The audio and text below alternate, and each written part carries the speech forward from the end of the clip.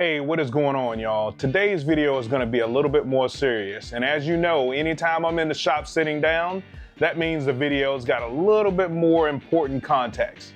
But this video is mainly going to be about, do I want to continue doing YouTube as a side gig? Do I want to continue putting in the time that it takes to produce these videos? Let's go. So as I mentioned in the open, this video is going to be about my experience over the past year and 2 months, give or take. I've learned so much over the past year. I've grown in terms of how my videos actually come together, in terms of scripting and writing things and putting things down on paper so I'm nice and organized. And that's the reason why I'm reading from these notes today, or at least have them down here so I can see them. The process, the evolution, if you will, of getting more serious in YouTube has been absolutely amazing for me. It's allowed me to be more creative, not only for this, but then also at work. I'm able to be more creative. I've shot some videos at work that have actually gone on to be published on our intranet and all those other kinds of things. But this video is mainly about my experience over the past year, the things that I've learned, where I've actually gone as I have captured my journey in film. And I also want you to check out my playlists, my videos, and all of those other things. Let's go ahead and get into the real content that we're here for. Recently, I've been trying to decide if I'm going to continue on YouTube. I have over 1,400 subscribers and continuing to grow day by day, and I'm grateful for that. And I also am in a position to be monetized, which was a goal of mine. So now that I've reached that goal, what am I going to do? How am I going to go forward, and how am I going to continue to grow the channel, or am I?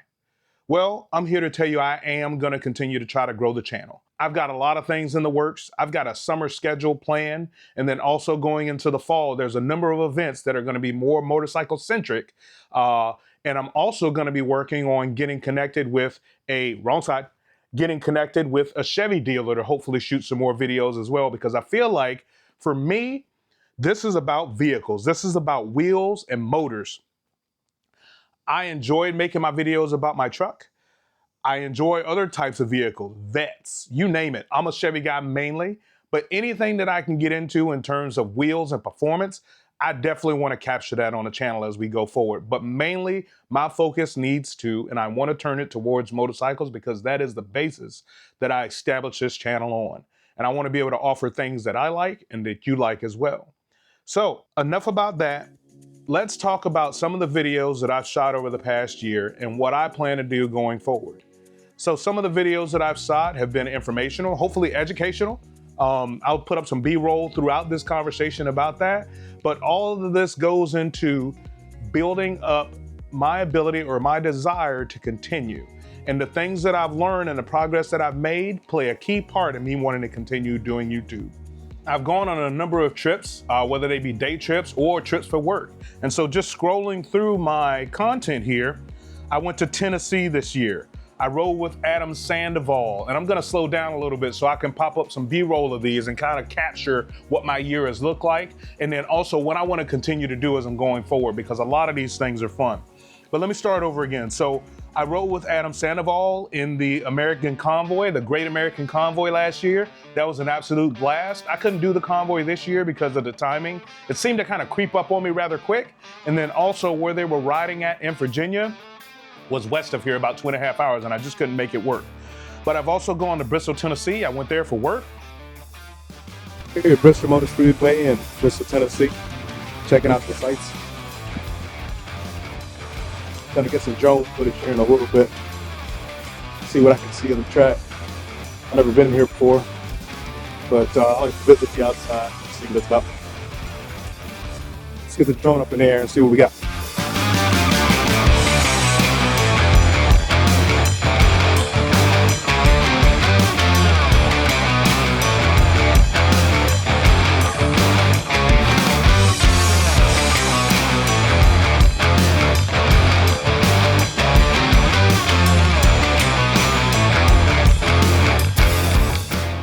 I've gone to the Outer Banks. I did 2 videos on that for the Outer Banks. And all of these videos I want you to check out on my channel. And so I did some stuff locally here in Norfolk. Like I said, I went to Pennsylvania and got some amazing footage up there. Some of the back roads up there are absolutely amazing. And like I said, there may be some gaps in here. I'm gonna slow down and put some footage. And then I purchased my truck in December, and that completely evolved the way the channel, or changed the way the channel was going to go, because I saw that there was some ability to make videos around the truck, and those have done really well. And so I absolutely love my high country.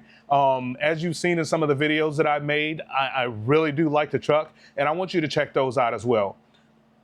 I've done things about detailing, vehicle detailing. Again, another thing that I actually enjoy and I want to bring to you. And I love the connection that has been made through that. All of the comments and all that other kind of stuff have been nothing but positive. A very small percentage has been negative, which I was really surprised by. But anyway, I did a video about the tonneau cover that I put on my Chevy Silverado, and that video has just shot off because that tonneau cover, the Bach Revolver X4S, and I'll link that right here, it is absolutely clutch, and it fits what I wanted in terms of how to use a cover. It doesn't take up a ridiculous amount of my bed, my truck bed, and I can actually be able to use the truck bed as it's intended fully. It only takes up maybe, I think, about 6 inches towards the front of the cab. But I'm gonna be using my truck as it's intended versus a pavement princess like my truck usually is. But I'm gonna be using my truck as it's intended here shortly, and I'll take some B-roll and put that up here, and just in terms of the versatility of the Bach Revolver X4S and things of that nature. And I've done a number of videos in terms of accessories for the Harley-Davidson motorcycle. With the rollout of the Gen 3 Rushmore style bikes that started in 2014, a lot of people are rushing to get to 2024s, and I don't blame them. And if I was in that financial situation, I'd probably do the same thing. But I got to do a video with Bayside Harley-Davidson riding the Road Glide and the Street Glide, the 2024s, and I absolutely enjoyed the crap out of that video. That was a blast, being able to ride both bikes with Matt over there at Bayside Harley-Davidson. Big shout out to you, Matt, and the crew over there at Bayside. And I'm gonna see if I can do some additional work with them as well. But being able to ride the 2024s and to get to experience what they feel like, the new technology, I told you I'm a technology guy. I love the crap out of some tech. That's the reason why my Silverado has as much tech in it as it has. I wanted to purchase that with the maximum amount of features. But getting back to the 2024 Harley-Davidsons, with those coming out, a lot of attention has been focused on that, and specifically on the Road Glide itself. And I'm a huge fan of the Road Glide. I think it is absolutely gorgeous in comparison to previous model year body styles. When and if they keep the Road Glide Limited around, I want to purchase one of those, and hopefully in 2025 they'll release those. But I've heard a couple different things that they may not be doing the Limited coming from the factory the way it's built. I'm hearing, and I've seen a couple videos, and I'll give proper credit if I can find it. I've seen a couple videos where they talk about the Limited being in basically a package that you build either from the factory or just from the dealer or whatever the case may be. The reason why I wanted the Limited is for the lowers that actually block the wind, because I intend for the Limited to be my touring motorcycle.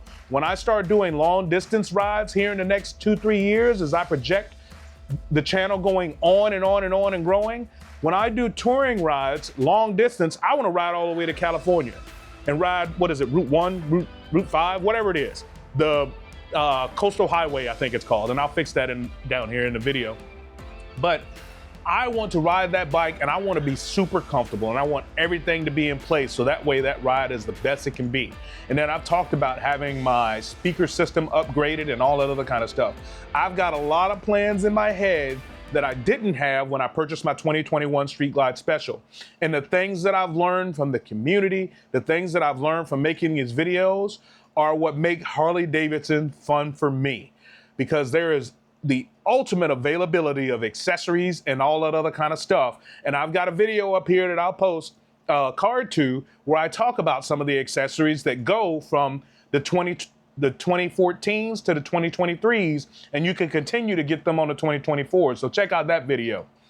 And I understand I'm doing a lot of talking, a lot of rambling. I've got a lot to say. I want to tell you how overjoyed I am to do this channel, to share these things with you, to get the communication back and forth, and to have that social interaction in the Harley community. There's nothing like it. So if you're thinking about purchasing a Harley, hop in, head first, do your research, check out my video on what the first 3 years of a Harley-Davidson costs. I broke down that cost as well in my video, so I want you to check that out. Again, I'm about bringing information, I'm about being informative, and admitting also when I don't know something. If I get it wrong, I'm gonna try to admit that I got it wrong right then and there, but after you upload the video, you can't do anything about it. So it is what it is. But I've kind of gone on a long ramble, and that's just me putting out there in the air what I'm thinking, what I'm feeling, and all that other kind of stuff. And so I will tell you that this experience has been absolutely amazing. I'm going to continue with the channel. I hope that you stick around until the end of all of my videos. I want you to like, share, and subscribe. And remember to always ride as if your life depends on it. Peace. Well, if you stuck around to the end of the video, I'm going to talk about one additional thing. The one thing that I'm going to talk about is to ride as if your life depends on it. I made a video about the 8 things that you should do before you purchase a vehicle. And the reason why I say you should ride as if your life depends on it is your loved ones, if you have them, if it's just you, that's okay too. But your loved ones that depend on you, your family members, your friends, all that other kind of stuff, you need to know that they're going to be taken care of when things are said and done, because it's dangerous out there. I live in Hampton Roads, Virginia, and there have been numerous fatality incidents that make you rethink riding a motorcycle. I'm going to continue to ride a motorcycle. I'm going to ride as if my life depends on it, meaning always checking my mirrors, watching my 6, as they say, always checking my mirrors, always being very aware of what I'm doing and being conscious of the speed that I maintain, the vehicles around me, the cagers, if you will, who don't necessarily pay attention to what's going on around you. Riding as if your life depends on it means riding defensively. And I cannot reiterate, like I did in the initial video that I made about, and I'll post that video up here, about the 8 things you should do when you purchase a motorcycle. I cannot reiterate more than enough to make sure that you have life insurance, and also make sure, my number 1 tip, make sure you take the Motorcycle Safety Foundation course that will establish how to ride a motorcycle safely and to ride defensively. I'm going to be taking the advanced course next year, and I'm hoping to work out a deal where I can record that course and bring it to you. Not only is it advertisement for the person that's going to be supplying the course, but it's also going to be good knowledge and information for you as you go through an MSF course firsthand, what they teach and how they teach it. For sticking around to the end of the video and making it past even my close, I'm going to pop up this gift card for you. I hope you enjoy it, and I hope you spend it on something with one of my affiliate links.